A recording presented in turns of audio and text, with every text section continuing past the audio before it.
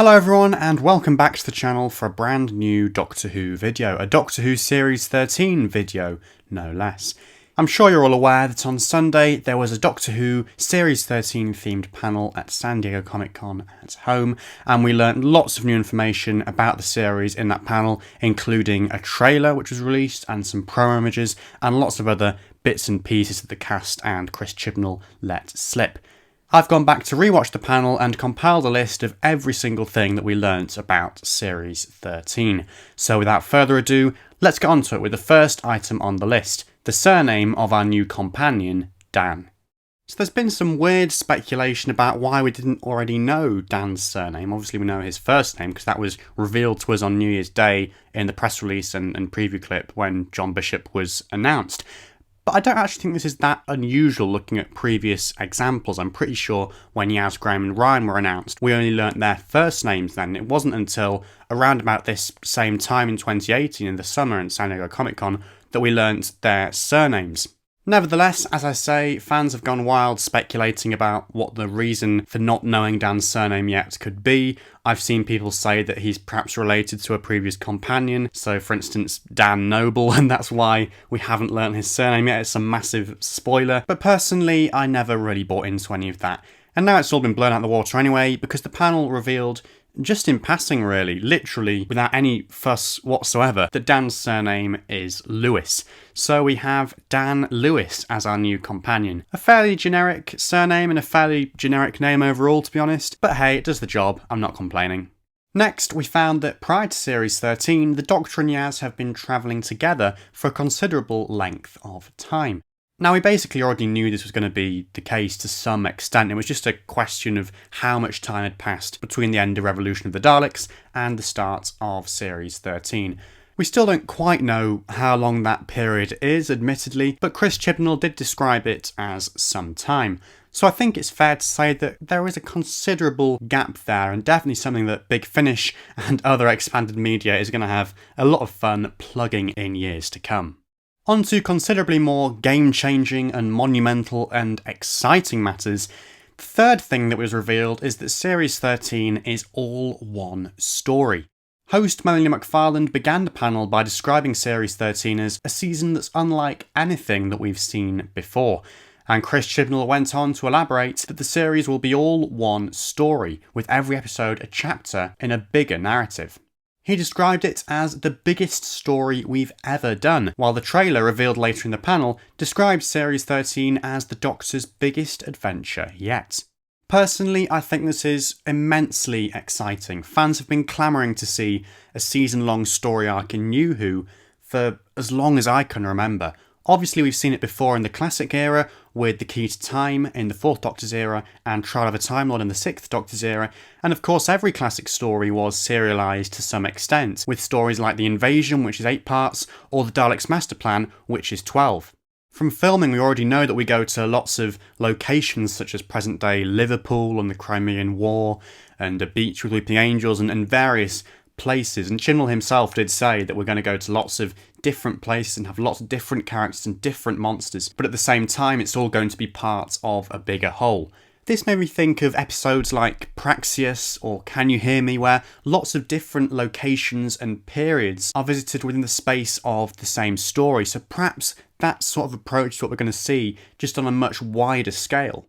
Whatever the case, I'm so looking forward to this. It's really got me excited for Series 13, and for me, it's hands down the most exciting reveal of the panel. Tying into that last point, Chibnall revealed that there'll be lots of new characters in the season, some of whom will recur across multiple episodes, which, he said, is very unusual for this show. Again, I'm really excited and intrigued by this. Surely if we're going to be visiting lots of different periods across the series and places, then it's safe to assume that at least some of these recurring characters will have the ability to time travel, or these sort of futuristic characters, perhaps belonging to some sort of organisation or agency. Perhaps they'll be sort of undercover agents like the Division who crop up all over the place on different missions. Who knows? We do know a little bit about one of these characters, who's going to be Vinder, played by Jacob Anderson, famous for playing Grey Worm in Game of Thrones apparently, though I haven't watched that, but I have seen him in Broadchurch as Dean Thomas, who was the boyfriend of Chloe Latimer. Apparently Anderson is a fan of the show despite being born in the wilderness years in 1990. He said, "The Doctor's been a part of my life forever, from watching and rewatching the serials on VHS as a kid and being terrified, to unexpectedly finding my eyes watering when the 10th Doctor said, 'I don't want to go.' I always wanted to live in the Whoniverse." Chibnall praised the actor, saying that he has humanity and warmth, but can also play an action hero, make you root for him and break your heart. In Anderson's pre-recorded clip for the panel, he also let slip that Vinder has his own spaceship, which would seem to confirm my theory about some of these recurring guest characters coming from the future. If Vinder is an action hero, that would seem to imply he's on the Doctor's side, and suggests to me that he could potentially be this era's equivalent of Captain Jack or River Song. I don't know, there's something about him that I don't trust, not Jacob Anderson himself, but the character of Vinder. Whether it's something to do with the fact that he's got a gun, or he's in this sort of space uniform like he's some sort of, I don't know, undercover agent perhaps, I'm not quite sure. I get the feeling that he might start off good, or at least pretend to be good, and then halfway through the series turn evil and turn on the Doctor. That could just be a load of rubbish, but that's the feeling I get from what we've seen so far. We also got our first shot of the new TARDIS team together, the 13th Doctor, Yaz and Dan, and Bishop rather dryly commented that while Yaz and the Doctor look epic, he looks like the bloke who plays darts with your uncle. Mention was made of the old monsters returning in Series 13, though not of specific alien races. Mandip Gill spoke of scenes filmed on a night shoot with an old monster, potentially the Sontarans way back from November 2020, and also said, "There's one in particular I'm so excited about, which some people think could be the Weeping Angels." Whittaker added, "I'm excited for our amazing Whovians to see some incredible interactions with old monsters." It was strongly suggested that we're going to get cliffhangers at the end of every episode. Bishop said, "Each episode's ending on a brink point where you think, what's going to happen? What's going to happen?" Chibnall elaborated that there's a lot of cliffhangers this year, including some of his favourite that he's done during his time on the show. And Bishop said there were a lot of surprises in store too, many of which he never saw coming, not at all. We got our first trailer for Series 13 towards the end of the panel, which I won't go into in too much detail here, I'll probably do a separate video for that, but suffice to say it was definitely very intriguing.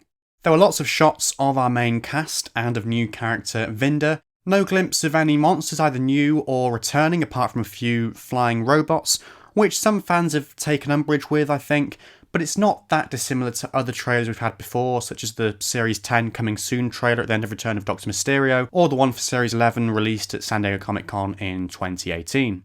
The time will come for a fuller trailer with more glimpses of what's in store nearer the time, I'm sure.